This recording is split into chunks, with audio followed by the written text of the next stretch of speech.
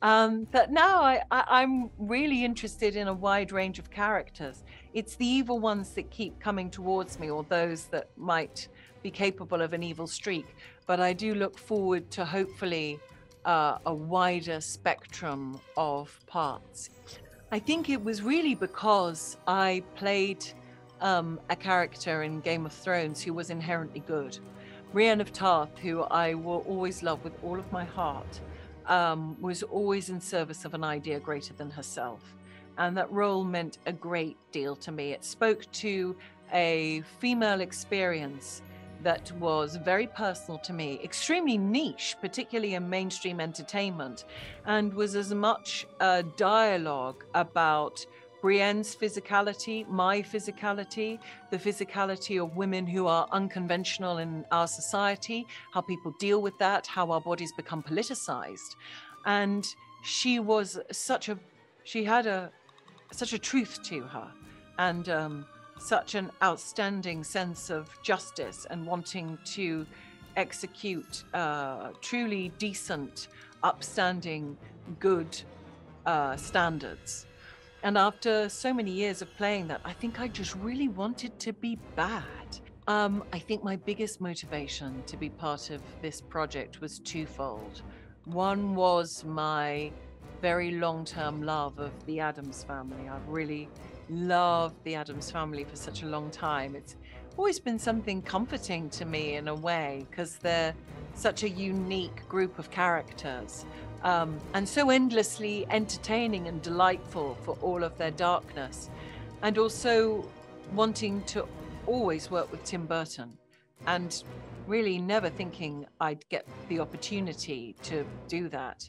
And the idea of him being involved in this project, his conception of the Addams family, felt like just a kind of state of nirvana, really.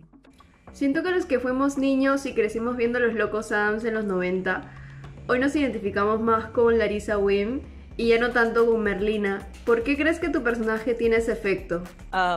And I think Larissa Weems is absolutely doing her best with what she's got. She's managed to get to that incredible position of being in charge of the Nevermore Academy, and really finally being at the top of this institution that she grew up in and loved but struggled in.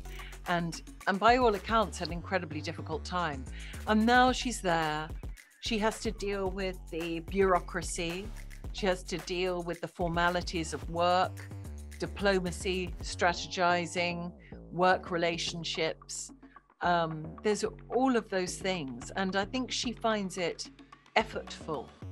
And she puts in the mileage, but we see her often alone. She is alone. She's not surrounded by friends, and she's not surrounded by work colleagues. She's in that large office just on her own. And I think maybe it is the loneliness that we identify as we all try to create our own lives. ¿Cómo describirías tu vínculo con Jenna Ortega que hizo posible trasladar esa química a la pantalla? Jenna is a wonderful person. You know, there was no effort involved in whatsoever in loving her. She is so lovable. She is so infinitely affectionate and extraordinary. She's brilliantly talented. She's incredibly beautiful in all ways. And she's such a dedicated and committed actor. And I was elated to work with an actor that was as invested in the role and the relationship and the project as me. And we worked very hard and very intensely together. And I think it was just the level of energy that each of us brought, because she does an exceptional job as Wednesday. And she's going to have such an incredible and legendary career, I believe.